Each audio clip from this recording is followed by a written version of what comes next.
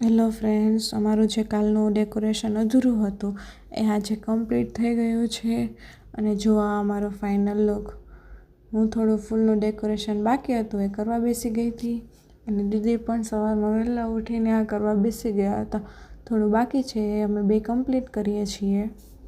ચાલો બતાવી દઉં અંદર શું કામ ચાલી રહ્યું છે. એક પોતું કરે છે, એક વાસણ સરખા કરે છે અને એક વાસણ માંજે છે.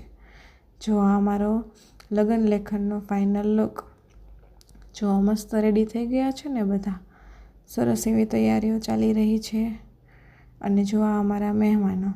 જો આ અમારી યાત્રી અને ઓમી બંને આવી ગયા છે. જો યાત્રી જોવે છે એને તો જો કેરી પકડાઈ દીધી છે એટલે એ ખાય છે. અને આ અમારો ઓમી, એને પણ આજે બહુ મજા આવી ગઈ છે અહીંયા. સરસ સરસ એને જમવાનું ને રમવાનું ને જોવાનું ને આજ તો એને બહુ મજા આવી ગઈ છે. જો એકબીજાને ખવડાવે છે કેરી. કેરી પકડાવી દીધી છે માસીએ, તો કેરી ખાય છે બંને. જો છે ને ક્યુટ ક્યુટ બેબી. આ થોડા ફૂલનું ફોટોશૂટ કરતા હતા, તો હું ફૂલની પાંખડીઓ દીદીની માથે નાખતી હતી. હવે આ અમારે થાપા મારે છે કંકુના.